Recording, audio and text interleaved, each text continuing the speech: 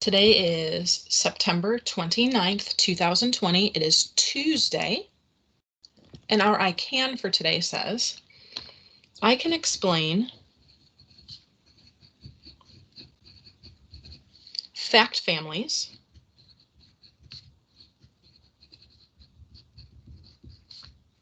and properties of numbers.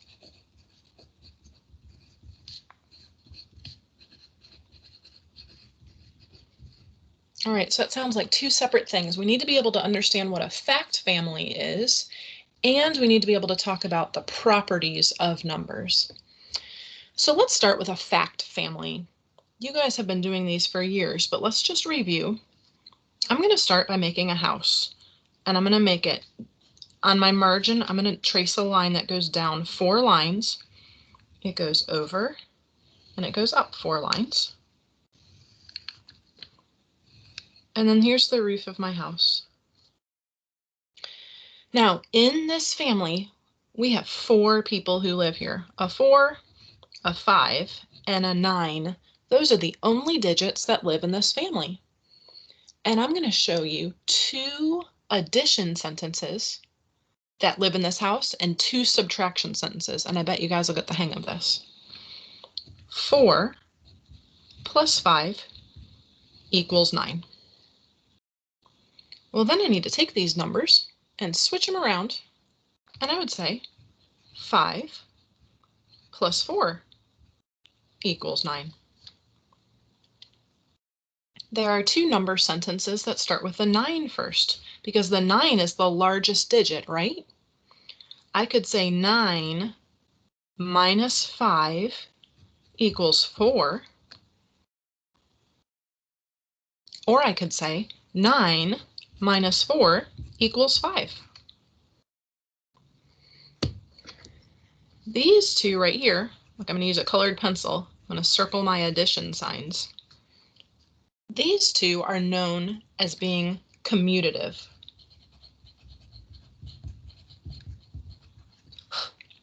Commutative. That means when I switch the order of my numbers, the answer stays the same. I just switched the order, the 4 and the 5 and the 4. Now these numbers down here, if you're looking very careful, you realize they are not commutative.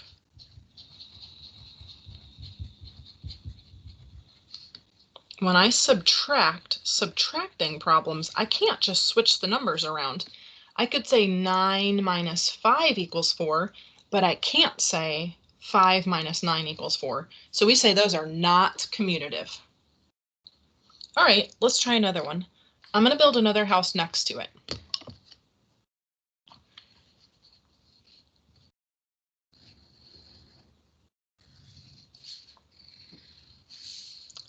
I went down 4 lines, across the blue line, and up 4 lines. This time the digits in my house are going to be 12, 4, and 8. And if you know all of the digits, then you know which operation to use, because you can figure out in your head, oh, I know how those numbers go together.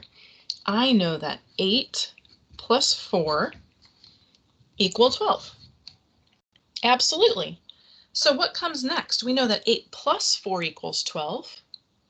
So then I also know 4 plus 8 equals 12. Does anybody remember what that's called when we just switched the order? If you said commutative, you're exactly right. I'm going to write it in 1 minute.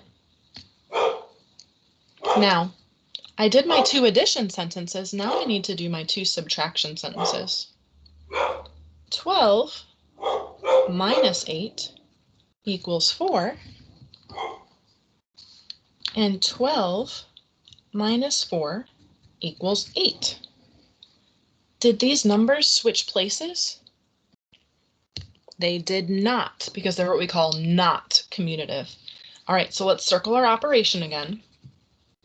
We said that these 2 are commutative.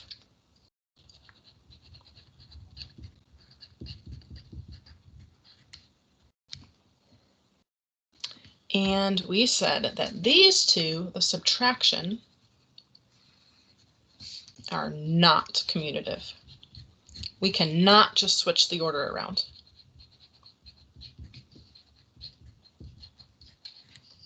All right, now I'm going to go ahead and draw another house in just a second, but there's one word we have to add to this. And the word that I'm trying to add is the word inverse. The word is inverse. Inverse is a fancy way of saying opposite.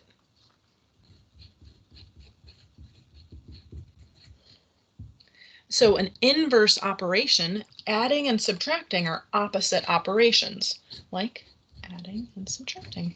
They're opposite operations. So we would say, well, what's the inverse of adding? Oh, subtracting. Okay, they're opposites.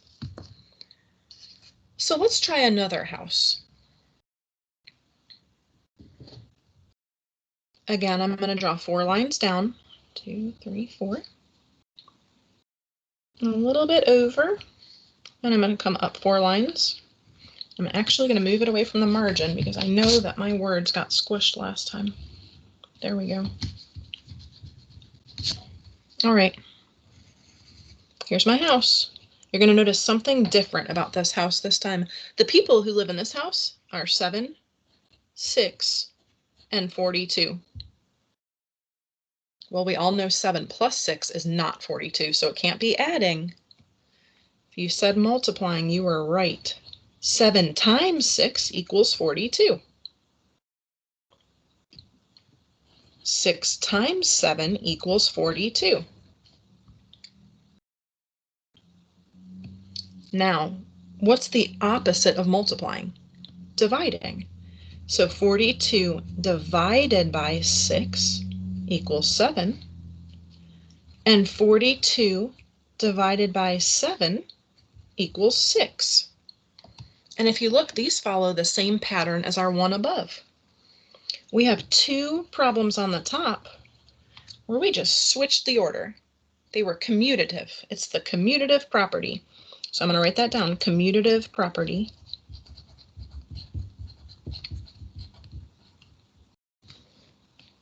Okay, multiplication is commutative. Division, on the other hand, did I just switch the order of my numbers? Did I just switch the 42 and the 6? No. So we would say anything that is using division is not commutative.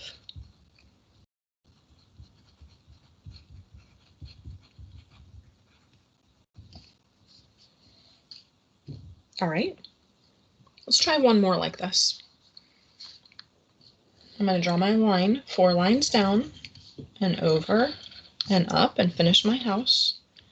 I've seen some very neat notes. Make sure you're taking neat notes too. Miss Allen and Mr. Ribison and I are going to be looking for these neat notebooks when we go back to school. The people who live in this house are going to be 8, 13, and 104. Now listen, I don't know my 13's times tables, but I do know how a fact family works. So who thinks they could give me the first fact in this fact family? If you said 8 times 13 equals 104, you're exactly right. And I bet you know the next one easily. 13 times 8 equals 104. Now this is the hardest one. Remember, our division sentence and our subtraction sentence, they always start with the biggest number first. So I know 104 has to be first both times. I'm going to divide by 8, and that will give me 13. Or I could divide by 13, and that would leave me 8.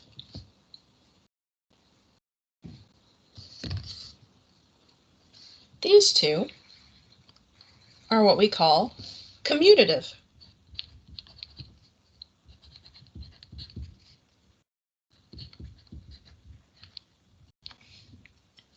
These two are not commutative because we couldn't just change the order. So we say they are not commutative.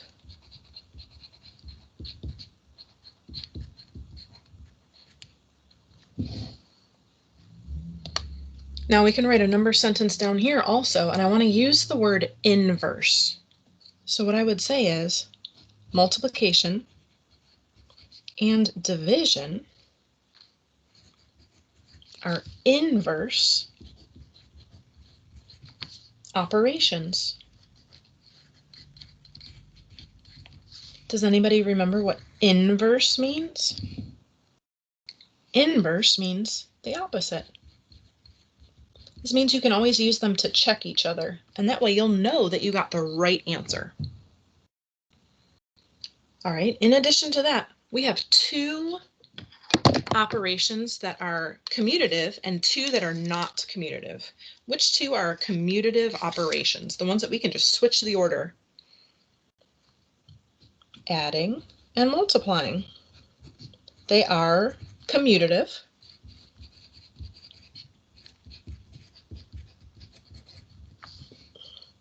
But dividing and subtracting are not commutative.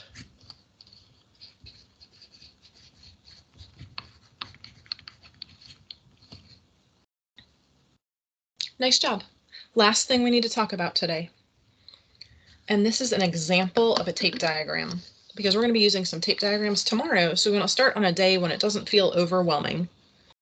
We have one last example, and I'm going to start on the next page. I can save the rest of the page for tomorrow's notes. This is our last example. I'm going to put example number 1. This is just our first example of a tape diagram, because I know tape diagrams can be confusing to people. We want to make a tape diagram for that very first fact family that we made, which was 4 plus 5 equals 9.